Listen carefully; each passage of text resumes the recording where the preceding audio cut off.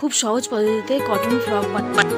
নির্দিষ্ট মাপ নিয়ে এখানে কেটে নেওয়া হবে ওপরের অংশ বা শেস্ত। ঝুল আমার 14 আর হাফ ইঞ্চি এক্সট্রা, মানে 14.5। পুট হচ্ছে 6। পুটের সামনে থেকে গলার যে শেপ আসবে বা গলার মাপটা সেটা হচ্ছে 2 ইঞ্চি নিয়ে গলার লম্বাটা হবে 4.5 দিয়ে রাউন্ড শেপ দিয়ে নিয়েছি। মোহরি 6 দিয়ে হাতার শেপ আসবে। ছাতি হবে আমি এক্সট্রা যে 2.5 ইঞ্চি মাপ ফিটিংসের থেকে, সেই 2.5 ইঞ্চি মাপ নিয়ে টোটাল মাপটা নিয়ে আমি কেটে নিয়েছি। তাই এটা হচ্ছে 11, ছাতি 11 আর কোমর হচ্ছে 10.5। আর সেখান থেকে 4.5 একটা টিফিন দেওয়া হবে, যার জন্য ফিনিশিংটা ভালো আসবে। পাটটা কাটা সেটা আলাদা কাপড়ে বসিয়ে নিয়ে পিছনের পাটটা একইভাবে কেটে নেওয়া হবে। ঘেরের লম্বা 23 আর যতটা কুচি দেওয়া হবে সেই পরিমাণে কাপড় রাখা হলো ফিটিংসের থেকে বেশি। এর নিচে এটা কুচি দেওয়া হবে। এটা 3 ইঞ্চি মাপ নেওয়া হয়েছে, ওটা ঘেরের নিচে কুচি দেওয়া হবে। এটা আমার ওপরের অংশ কেটে নেওয়া হয়েছে হাতা, আর এটা ফিতের জন্য। ফিতের কাপড়টা উল্টোভাবে ভাঁজ করে, মানে ওপরে ভিতরে হচ্ছে সোজা পাট আর ওপরে উল্টো পাট থাকবে। ওপরটা ত্রিকোণভাবে সেলাই করে পুরোটা লম্বাভাবে সেলাই করে নিতে হবে। এই আমার সেলাই করে নেওয়া হয়ে গেছে দুটোই ফিতে। এবার ওপরে যে আটকানো অংশটা সেখানে কিছু দিয়ে ওটাকে উল্টে নিতে হবে, যাতে সোজা পাশটা বেরিয়ে আসে আর উল্টো পাশটা ভিতরের দিকে চলে যায়। আমি স্ক্রুড্রাইভার দিয়ে এটাকে সুন্দর করে উল্টে নিচ্ছি। এই আমার উল্টে নেওয়া হয়ে গেল। ফিতেটাও নির্দিষ্ট মাপের হবে আর দেখতেও সুন্দর হবে। ওপরটা একটু প্যাঁচা ভাব থাকবে। এই আমার দুটো ফিতে তৈরি হয়ে গেছে।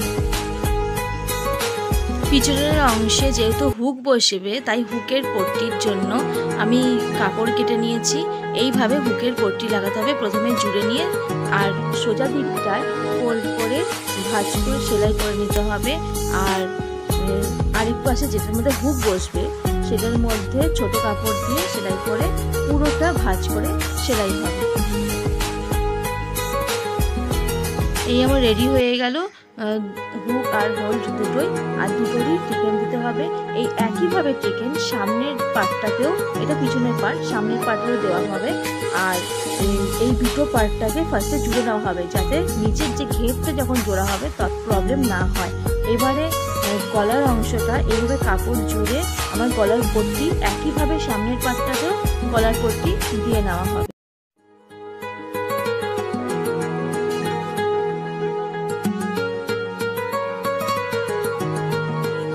সামনের আর পিছনের পাটটা কাঁধটাকে জুড়ে নিয়েছি। এবারে সামনের পাটটা নির্দিষ্ট মাপ, মাঝখানের মাপটার সাথে ঘেরের যে কাপড়টা তার মাঝখানের মাপটা দুটো একসঙ্গে জুড়ে নিয়েছি। এবার বাকি অংশটা পুরো কুচি দিয়ে নিতে হবে।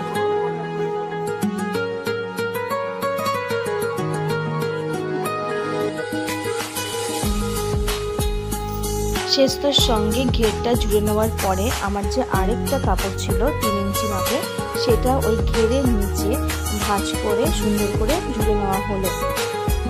এবার নিচের খোলা অংশটাকে হেম বা সেলাই করে দেওয়া হলো। নিচের অংশটা জোড়া হয়ে গেল। এখানে ছোট হাতাটাকে লাগিয়ে নিয়ে এবারে বেল্টটার মাঝখানটাকে কোমরের মাঝে বেল্টটা দিয়ে পুরো জামাটাকে সেলাই করে নিতে হবে। এই রেডি হয়ে গেল জামাটা আমার। সামনে একটা সুন্দর শো বোতাম দেওয়াতে আর জিনিসটা সুন্দর লাগছে হয়ে গেছে। আর জিনিসটা খুব আরামদায়ক হবে যেহেতু কটনের। ভিডিওটা ভালো লাগলে লাইক, কমেন্ট আর চ্যানেলটা একটু সাবস্ক্রাইব করে দেবেন।